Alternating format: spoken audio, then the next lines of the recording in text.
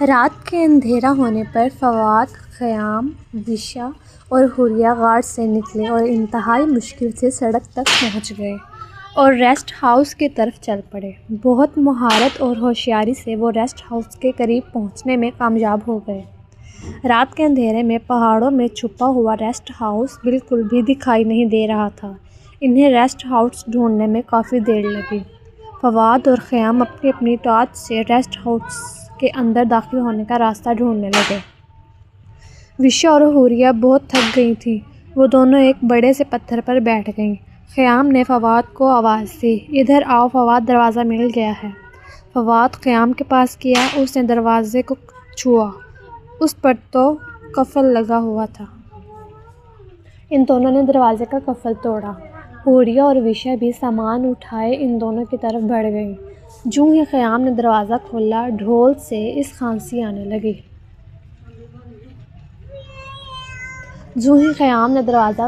دھول سے اسے کھانسی آنے لگی۔ حوریہ نے آگے بڑھ کر مکڑی کے بڑے بڑے جالے صاف کیے اور وہ چاروں اندر داخل ہو گئے۔ اندر داخل ہوتے ہی فواد نے دروازہ بند کر دیا اور وہ چاروں خود کو قدرے محفوظ سمجھنے لگے۔ وہ جوں آگے بڑھ رہے تھے، دھول اور بڑے بڑے جالوں سے انہیں سانس لینا دشوار ہو رہا تھا۔ یہ چھوٹا سا ریسٹ ہاؤس 3 کمروں، ایک کچن اور ایک باتھ روم پر مشتمل تھا۔ ساری عمارت انتہائی خستہ حال تھی۔ دراڑیں، چھتیں جگہ جگہ سے ٹوٹی ہوئی، فرش دھول، مٹی اور پتھروں سے بھرا ہوا تھا۔ وشا اپنے کپڑے جھاڑتے ہوئے اکتاہٹ میں بولی، "یہ ریسٹ ہاؤس نہیں، کھنڈر ہے۔" خیام فرش سے نوکدار پتھر اٹھا کے راستہ صاف کرنے لگا۔ "جیسا بھی ہے، ایک کمرہ تو مل کر صاف کرنا ہوگا تاکہ ہم رات گزار سکیں۔" حوریہ نے کمرے کے چاروں طرف میں ٹارچ گھمائی۔ "تھوڑا بہت صاف کر لیتے ہیں، باقی دن کی روشنی میں صاف کریں گے۔ یہاں پر کون سا بجلی ہے؟ اندھیرے میں اس طرح چیزوں کو الٹ پلٹ کرنا ٹھیک نہیں ہے۔" وہ چاروں جس کمرے میں کھڑے تھے وہ ہال نما بڑا کمرہ تھا۔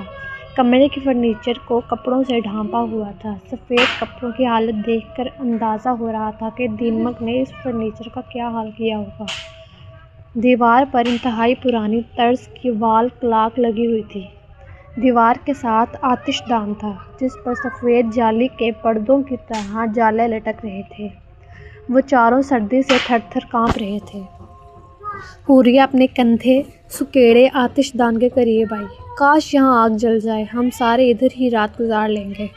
وشا بھی حوریہ کے قریب آ گئی۔ "اگر ایسا ہو جائے تو کیا ہی بات ہے، لیکن ہمیں لکڑیاں کہاں سے ملیں گی؟" فواد نے ایک کرسی سے کپڑا اتارا۔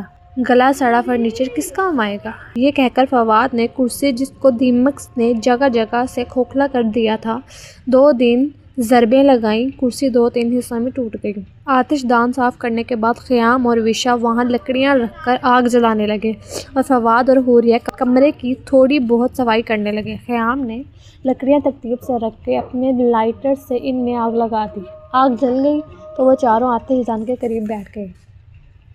حوریہ اپنے کندھے سکیڑے چھت کی طرف دیکھ رہی تھی۔ فواد نے یہ چھت اس قدر خستہ حال ہے نہ جانے کب ہمارے اوپر آ گرے۔ گرتی ہے تو گر جائے۔ ہم جنگ جیتنے کے لیے ضروری ہے کہ تم ہر طرح کا ڈر اپنے اندر سے نکال پھینکو۔ آسانیوں بھری زندگی بھی کوئی زندگی ہے۔ زندگی میں ایڈونچر ہونا چاہیے، چیلنجز ہونے چاہیے۔ حوریہ جیسے تپ گئی۔ "تم اچھی طرح جانتے ہو کہ میں بزدل نہیں ہوں۔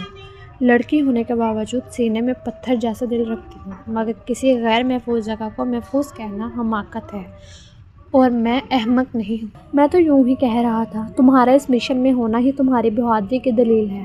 اس مشن میں آنے والے ہر فرد کا سینہ پتھر کا ہی ہے جس پر احساسات چھید نہیں کر سکتے۔ ہمارے والدین خواہ مخواہ ہمیں ڈھونڈ رہے ہیں۔ انہیں چاہیے کہ ہمیں مردہ تصور کر کے اپنے گھروں کو لوٹ جائیں۔ خیام نے بھی فواد کی تائید کی۔ اب ہمیں وہ ہمارے حال پر چھوڑ دیں، ہم ان کی اولاد تھوڑی ہیں، ہم تو ان کے ہاتھوں کی کٹ پتلیاں ہیں۔ اب ہم وہی کچھ کریں گے جو ہمارا دل چاہے گا۔ حوریہ نے فواد کے ہاتھ پر اپنا ہاتھ رکھا۔ ہم ان جیسے عام انسان نہیں ہیں، ہمیں تو خاص بننا ہے۔ اس ساری گفتگو میں وشا خاموش تھی، بیٹھے بیٹھے کہیں کھو گئی تھی، سوچ چکے دریچوں سے اپنے ماضی میں جھانکنے لگی تھی، جہاں اس کی ماں اس پر اپنی محبتیں نچھاور کر رہی تھی۔ وہ اپنی ماں باپ کی اکلوتی اولاد تھی، ڈیڈی انتہائی مصروف رہتے تھے مگر ماں کی محبت جیسے اس کی ہر کمی پوری کر دیتی تھی۔ ڈیڈی کا امپورٹ ایکسپورٹ کا بزنس تھا۔ وہ زیادہ بیرون ملک ہی رہتے، اگر گھر پر ہوتے تو اپنے آفس میں نیٹ پر مصروف رہتے۔ وہ 16 برس کی ہوئی تو تقدیر نے اس سے جیسے اس کی ساری خوشیاں چھین لی۔ اس کی والدہ کا انتقال ہو گیا۔ ڈیڈی نے 2 ماہ بھی صبر نہ کیا اور نئی شادی رچا لی۔ سوتیلی ماں کے برتاؤ نے وشا کی شخصیت میں جو تبدیلیاں پیدا کی، اس سے اس کی راہیں گم ہو گئیں۔ اپنے ہی گھر میں انجان ہونے کے احساس نے اسے بے گھر کر دیا۔ خیام نے وشا کے سر پر تھپکی دی۔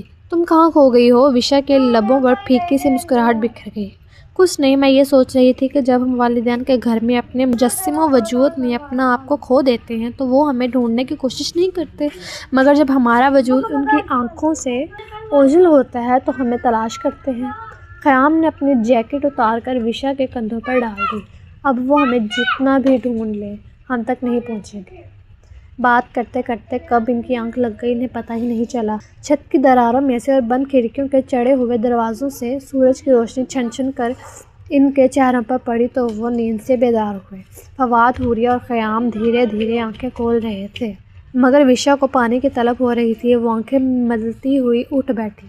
اس نے اپنے قریب پڑی ہوئی پانی کی بوتل اٹھائی اور اس کا ڈھکن کھول کر بوتل منہ سے لگا لی۔ اس کی نظر ارد گرد کے ماحول پر پڑی تو اس کی آنکھیں پھٹی کی پھٹی رہ گئیں۔ کمرے کا ماحول تبدیل ہو چکا تھا۔ فرش صاف ستھرا تھا، اس پر گندگی نام کی کوئی چیز نہیں تھی۔ گندے کپڑوں سے ڈھانپا ہوا بوسیدہ فرنیچر نئے فرنیچر کی طرح دمک رہا تھا۔ پانی وشا کے منہ میں ہی رہ گیا۔ اس نے بے مشکل پانی حلق میں اتارا تو خیام کو جھنجھوڑتے ہوئے اٹھانے لگی۔ خیام اٹھو، کیا بات ہے؟ سخت نیند آ رہی ہے، ایک سورج سونے نہیں دے رہا، اوپر سے تم۔ وشا نے ایک بار پھر اسے جھنجھوڑ کر رکھ دیا۔ اٹھو خیام۔ وشا کی گھبرائی ہوئی آواز سے فواد اور حوریہ بھی اٹھ کر بیٹھ گئے۔ خیام بڑبڑاتا ہوا اٹھ بیٹھا۔ اب بتاؤ کیا مصیبت آ گئی ہے؟ میری طرف نہیں، سامنے دیکھو۔ وشا نے اس کا چہرہ سامنے کی طرف موڑ دیا۔ خیام کے ساتھ ساتھ فواد اور حوریہ کی بھی حیرت میں ڈوبی ہوئی آواز نکلی۔ او مائی گاڈ، یہ سب کیسے ہو گیا؟ فواد نے پھرتی سے اپنے بیگ سے اپنی پسٹل نکال لی۔ اس کا مطلب ہے کہ یہاں پر کوئی ہے؟ ہاں، بلا شبہ ہمارے آنے سے پہلے یہاں کوئی رہتا ہوگا۔ وہ چاروں یکدم چوکنے ہو گئے۔ حوریہ اور وشا دھیرے دھیرے چلتے ہوئے فرنیچر کے قریب آئیں۔ حوریہ نے صوفے کو چھوا۔ ایک رات میں کوئی انسان اتنی صفائی کیسے کر سکتا ہے، وہ بھی تب جب یہاں بجلی بھی نہ تھی؟ صفائی کی بات تو ذہن مان سکتی ہے، مگر یہ گلا سڑا فرنیچر یہ کیسے نیا بن گیا ہے؟ وشا صوفے کے قریب آئی۔ خیام نے بھی اپنی گن نکالی اور وشا سے مخاطب ہوا۔ تم دونوں یہی ٹھہرو، ہم ابھی آتے ہیں۔ وہ دونوں ریسٹ ہاؤس کے سارے کمروں میں گئے۔ باقی کمرے بھی حال کی طرح صاف ستھرے تھے اور ان کے فرنیچر چمک رہے تھے۔ کھنڈر نما ریسٹ ہاؤس ایک خوبصورت رہائش گاہ میں تبدیل ہو گیا تھا۔ فواد اونچی اونچی آواز میں چلا رہا تھا۔